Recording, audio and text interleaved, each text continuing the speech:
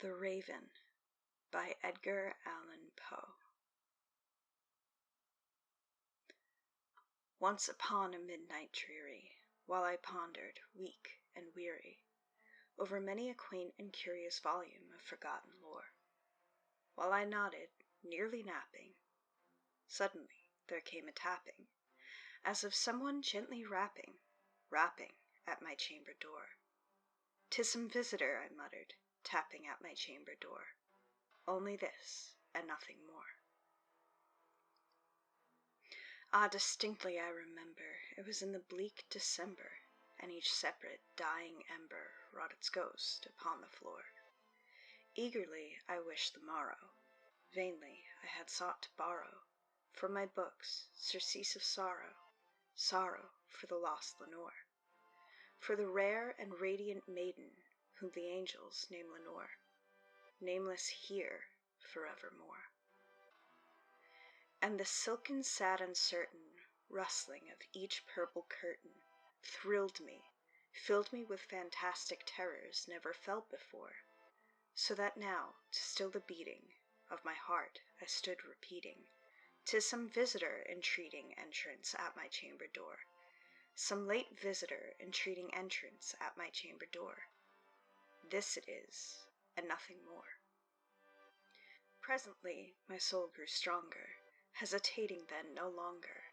"Sir," said I, "or madam, truly your forgiveness I implore, but the fact is I was napping, and so gently you came rapping, and so faintly you came tapping at my chamber door, that I scarce was sure I heard you. Here I opened wide the door. Darkness there, and nothing more." Deep into that darkness peering, long I stood there, wondering, fearing, doubting, dreaming dreams no mortal ever dared to dream before. But the silence was unbroken, and the stillness gave no token, and the only word there spoken was the whispered word, "Lenore?" This I whispered, and an echo murmured back the word, "Lenore." Merely this, and nothing more. Back into the chamber turning, all my soul within me burning, soon again I heard a tapping, somewhat louder than before. "Surely," said I, "surely that is something at my window lattice. Let me see then what thereat is, and this mystery explore. Let my heart be still a moment, and this mystery explore. 'Tis the wind, and nothing more."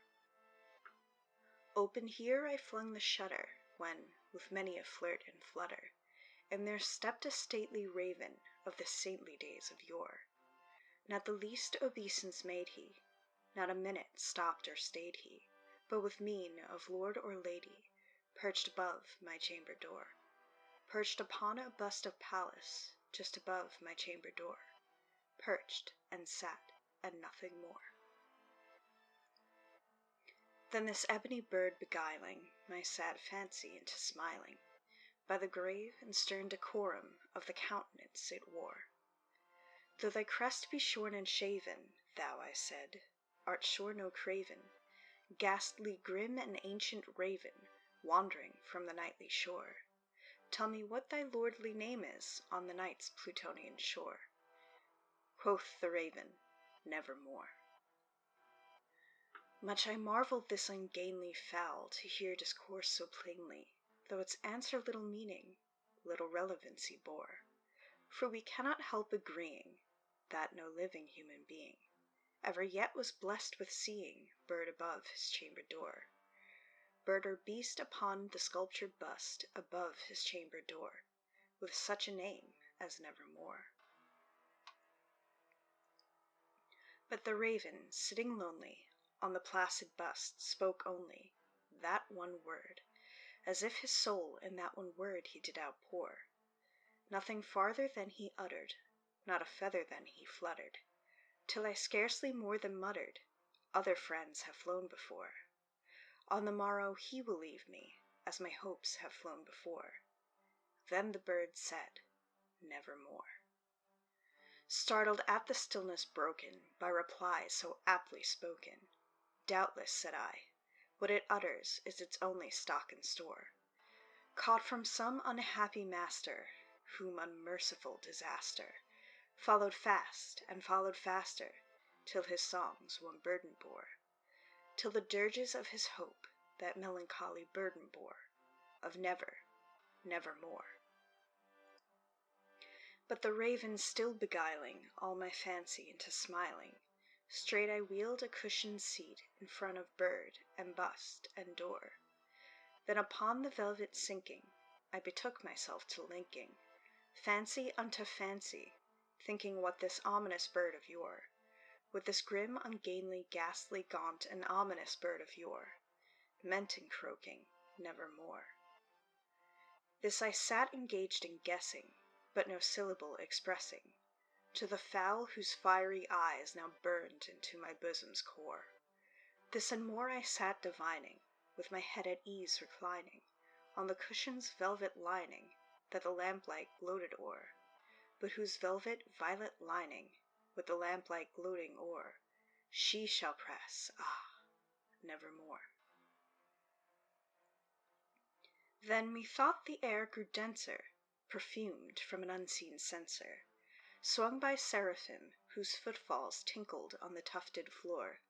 Wretch, I cried, thy God hath lent thee, by these angels he hath sent thee, respite and nepenthe from thy memories of Lenore. Quaff, oh quaff this kind nepenthe, and forget this lost Lenore. Quoth the raven, nevermore. Prophet, said I, thing of evil, prophet still, if bird or devil, whether tempter sent, or whether tempest tossed thee here ashore, desolate yet all undaunted, on this desert land enchanted, on this home by horror haunted, tell me truly, I implore, is there a balm in Gilead? Tell me, I implore. Quoth the raven, nevermore. Prophet, said I, thing of evil, prophet still, if bird or devil, by that heaven that bends above us, by that God we both adore, tell this soul with sorrow laden, if, within the distant Aidenn, it shall clasp a sainted maiden whom the angels name Lenore, clasp a rare and radiant maiden whom the angels name Lenore. Quoth the raven, nevermore. Be that word our sign of parting, bird or fiend, I shrieked, upstarting. Get thee back into the tempest and the night's Plutonian shore. Leave no black plume as a token of that lie thy soul hath spoken. Leave my loneliness unbroken, quit the bust above my door. Take thy beak from out my heart, and take thy form from off my door. Quoth the raven, nevermore. And the raven, never flitting, still is sitting on the pallid bust of Pallas, just above my chamber door. And his eyes have all the seeming of a demon's that is dreaming, and the lamplight o'er him streaming throws his shadow on the floor. And my soul from out that shadow that lies floating on the floor shall be lifted nevermore. Hey everyone, thanks so much for watching our video. If you want to be alerted to when we post a new video, make sure to ding that bell next to the subscribe button. If you like the content you see here, please consider tossing us a follow on twitch.tv/fierceferrets to watch us live Monday through Fridays at 8 p.m. EST. And if you're really feeling the ferrety love, please consider supporting our work at patreon.com/fierceferrets. We don't make any money here on YouTube, so we rely on the generosity of our Twitch and Patreon subs, listed in these credits here, to bring more quality entertainment to you. And you'll get some great rewards for helping out.